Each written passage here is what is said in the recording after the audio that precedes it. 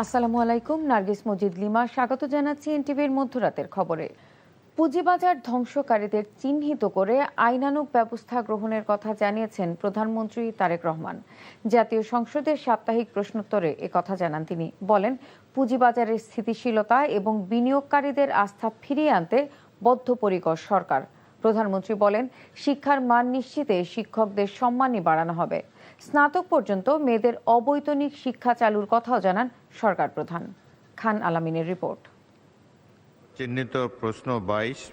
ত্রয়োদশ জাতীয় সংসদের দ্বিতীয় অধিবেশনে সংসদ সদস্যদের বিভিন্ন প্রশ্নের উত্তর দেন প্রধানমন্ত্রী তারেক রহমান।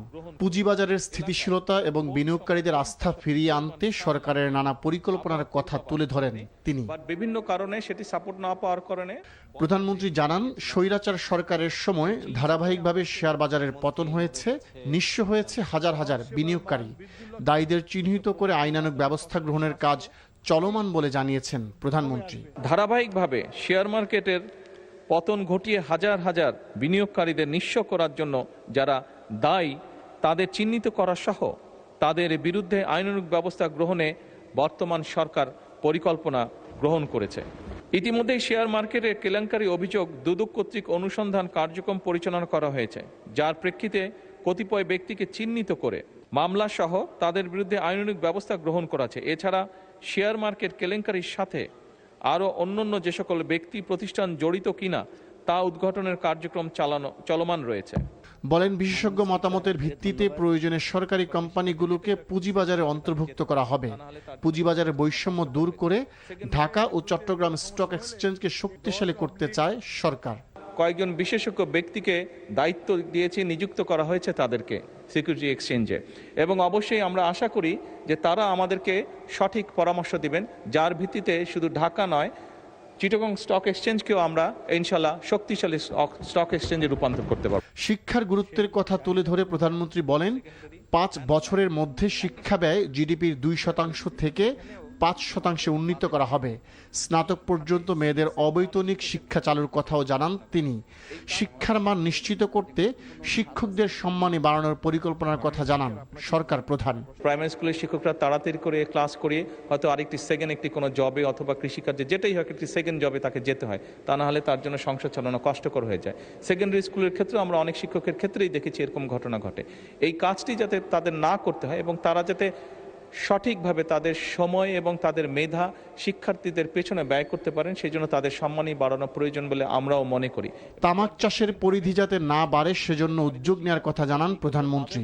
বলেন, কৃষির উৎপাদন বাড়াতে সনাতনী পদ্ধতি থেকে ডিজিটাল ও স্মার্ট কৃষি ব্যবস্থা প্রতিষ্ঠা করতে চায় তার সরকার। মাননীয় স্পিকার, যে সকল কর্মসূচি এর মধ্যে খান আলামিন, এনটিভি নিউজ, ঢাকা।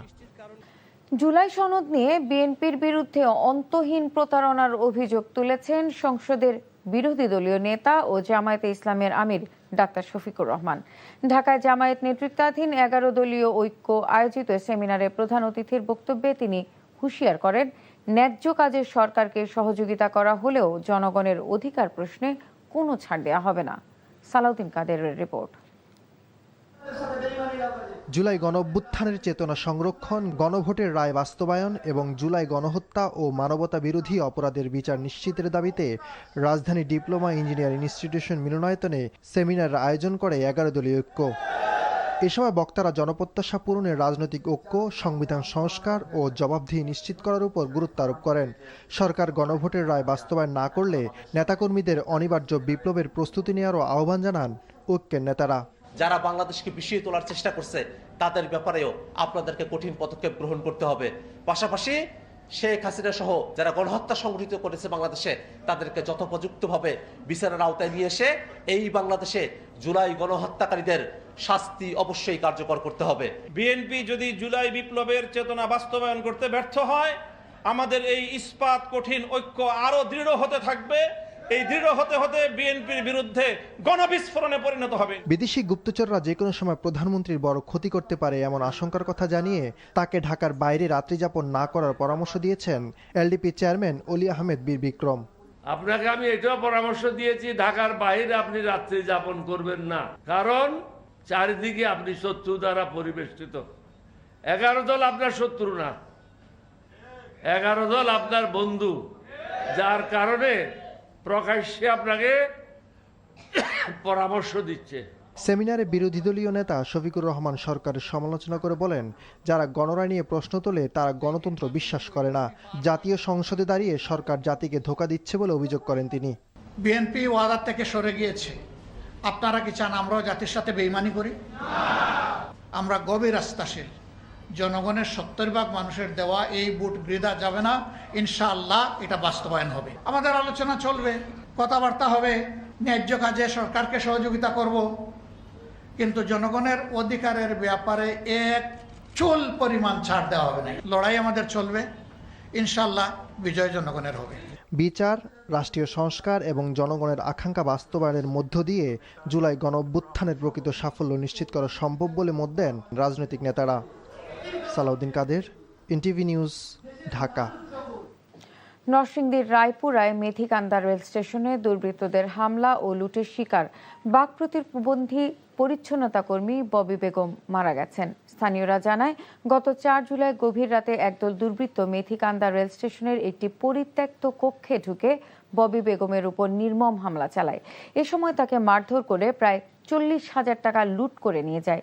পরে স্টেশনের কর্মীরা তাকে উদ্ধার করে রায়পুরা উপজেলা স্বাস্থ্য কমপ্লেক্সে ভর্তি করেন।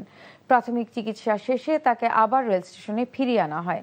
এরপর কিছুটা সুস্থ থাকলেও বুধবার রাতে হঠাৎ তার শারীরিক অবস্থার অবনতি হলে উন্নত চিকিৎসার জন্য নরসিংদী সদর হাসপাতালে রেফার করা হয়। সেখানে নেয়ার পথে অ্যাম্বুলেন্সে তার মৃত্যু হয়। এ ঘটনায় ভৈরব রেলওয়ে থানায় একটি মামলা দায়ের করা হয়েছে। রাজধানীর সরোয়ার্দী হাসপাতালের ক্যান্সার বিভাগে এসি না থাকায় বন্ধের উপক্রম মর্মে এনটিভির সংবাদ প্রকাশের পরদিনই হাসপাতালে এসির ব্যবস্থা করেছে স্বাস্থ্য মন্ত্রণালয়। জানা গেছে, মঙ্গলবার সংবাদটি প্রচার হলে স্বাস্থ্যমন্ত্রী সরদার সাখাওয়াত হোসেন হাসপাতালের পরিচালককে ফোন দিয়ে ঘটনা শুনেন। তারপর তাৎক্ষণিক ক্যান্সার বিভাগে ভিআরএফ এসি পাঠানো হয়। পাশাপাশি হাসপাতালের ব্যবহার অনুপযোগী বাথরুমকেও আধুনিকীকরণের ব্যবস্থা নেওয়া হয়েছে। বুধবার হাসপাতালে গিয়ে দেখা যায়, পুরো বিভাগটিতে চলছে পরিচ্ছন্নতা ও এসি ইনস্টলেশন কার্যক্রম। হাসপাতালটিতে গত 6 মাস ধরে এসি বিকল থাকায় ভয়াবহ পরিস্থিতির মুখে পড়েছিল ভর্তি রোগী, চিকিৎসক ও নার্সরা।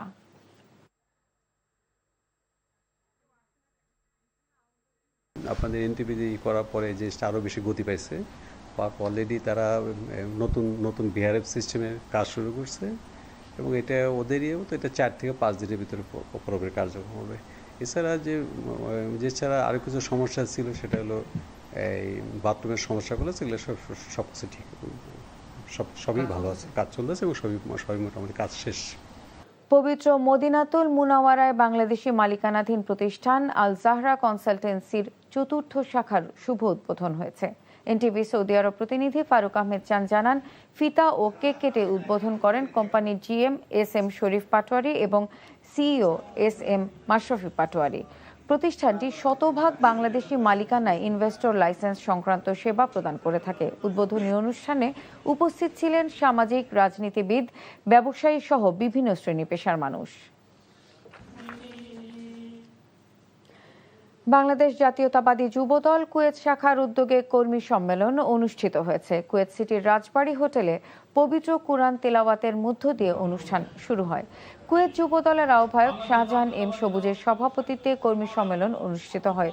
কুয়েত যুবদলের যুগ্ম আহ্বায়ক জহিরুদ্দিন জুয়েল এবং নুরুল আলম রুবেলের যৌথ সঞ্চালনায় অনুষ্ঠানে বক্তব্য রাখেন সিনিয়র যুগ্ম আহ্বায়ক জসিম শিকদার, শ্রমিক দল কুয়েতের সাধারণ সম্পাদক শামসুদ্দিন সহ বিভিন্ন প্রদেশ শাখার নেতৃবৃন্দ।